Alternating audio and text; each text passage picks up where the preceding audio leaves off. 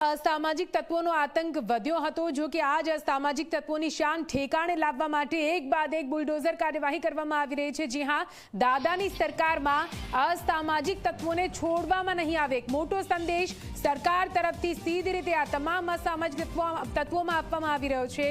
રાજકોટમાં કુખ્યાત આરોપી માજીદ ભાણુના ઘરે બુલડોઝર એક્શન સામે આવ્યું। દ્રશ્યમાં જુઓ, રાજકોટનો કુખ્યાત આરોપી માજીદ ભાણુ, જેના ઘરે કઈ રીતે બુલડોઝર ચલાવવામાં આવ્યો છે। માજીદ ભાણુએ પોલીસ પર કર્યો હતો હુમલો। ગુજસીટોક સહિત અનેક ગુનાઓમાં માજીદ ભાણુનો સામે નોંધાયેલા છે અનેક ગુનાઓ। બુટલેગરોના ઘર પર સરકાર હવે એક બાદ એક બુલડોઝર ચલાવી રહી છે। राज्य पुलिस वड़ा द्वारा जे रीतना आदेश आपवामां आव्या अने ते ज आदेश आधारे राजकोट पुलिस द्वारा सतत बीजा दिवसे पण कामगीरी छे ते हाथ धरवामां आवी रही छे। गुनेगारो छे के तेमना गैरकायदेसर जे मकानो छे के तेमना पर दादानुं बुलडोजर छे ते अत्यारे फरी रह्युं छे।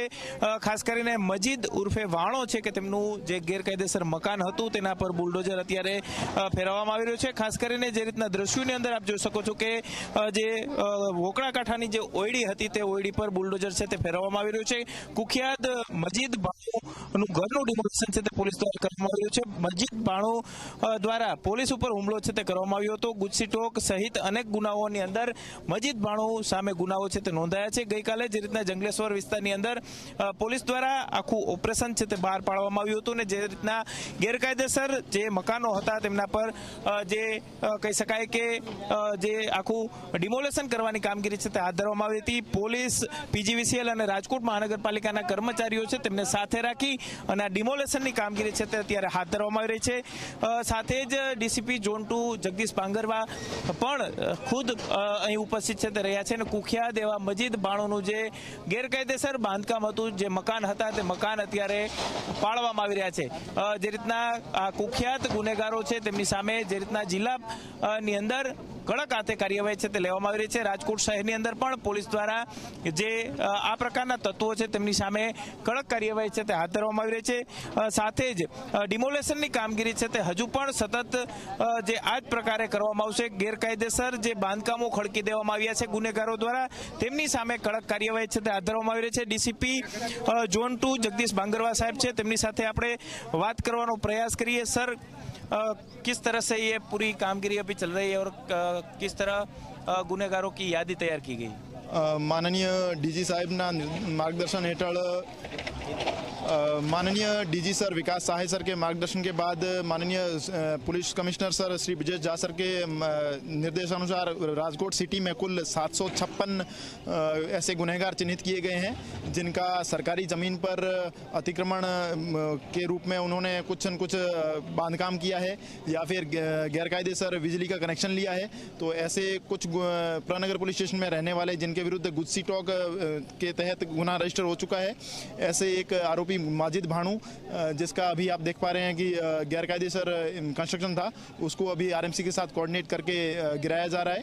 और आने वाले दिनों में ऐसे बहुत सारे अन्य पुलिस स्टेशन के भी कुछ चिन्हित गुनहगार हैं जिनके विरुद्ध ऐसी ही कार्रवाई की जाएगी। सर, जितने भी ऐसे गुनहगार है उसके सामने किस तरह से कार्रवाई की जाएगी? ये डिमोलेशन किया जाएगा या वीज कनेक्शन और क्या क्या तोड़ा जाएगा? राजकोट सिटी पुलिस ने ऐसे गुनहगार जिनका पिछले कुछ समय में 2 से ज़्यादा गुनाह जिनके खिलाफ रजिस्टर हुए हैं, ऐसे गुनहगारों को चिन्हित कर लिया है। ऐसे कुल 756 क्रिमिनल्स हैं जिनके क्रिमिनल हिस्ट्री हमने निकाली है और उसके बाद से लोकल पुलिस स्टेशन को ये जांच करने के लिए उनका एड्रेस प्रोवाइड करवाया जाएगा कि उन्होंने किसी सरकारी ज़मीन पर अतिक्रमण किया है या फिर कोई इलीगल कंस्ट्रक्शन किया है या फिर गैरकायदेसर रूप से उन्होंने बिजली का कनेक्शन लिया है। तो ऐसे आरोपियों ने जिन्होंने ऐसी चीज़ों में वो इन्वॉल्व है, उनको चिन्हित करके कंसर्न जो डिपार्टमेंट है उनके साथ संपर्क किया जाएगा और उनके साथ कोऑर्डिनेट करके उनके विरुद्ध कार्यवाही की जाएगी। कितने गुनहगार है कि गैरकायदेसर उनकी संपत्ति है और पुलिस ने उसकी यादी बनाई है? अभी तक हमने कुल जैसे 756 ऐसे लोग हैं जिनका क्रिमिनल हिस्ट्री है, उनको आइडेंटिफाई किया है और उनमें से लगभग 100 के करीब गुनहगार है जिनका ऐसे ही इस तरह से या तो गैरकायदेसर बिजली का कनेक्शन लिया है या फिर इलीगल कंस्ट्रक्शन किया हुआ है। ऐसे लोगों के खिलाफ हम लोग कार्रवाई कर रहे हैं और भविष्य में भी ऐसे और गुनहगार चिन्हित किए जाएंगे। જે રીતના અત્યારે પોલીસની કામગીરી છે તે ચાલી રહી છે, ખાસ કરીને આ તરફના દ્રશ્યો છે તે પણ બતાવવાનો પ્રયાસ કરીશું કે વોકળા કાંઠાનો જે વિસ્તાર છે કે તેની અંદર ગુનેગારો દ્વારા આ પ્રકારે ગેરકાયદેસર જે ઝૂંપડીઓ છે તે બાંધી લીધી હતી અને સાથે જ ગેરકાયદેસર કાચા બાંધકામો છે તે કરી દીધા હતા. હાલ પોલીસ દ્વારા આ પ્રકારના જે 700 જેટલા જે ગુનેગારો છે તેમની યાદી છે તે તૈયાર કરવામાં આવી છે અને આ યાદી આધારે હાલ પોલીસ દ્વારા એક્શન છે તે લેવામાં આવી રહ્યા છે.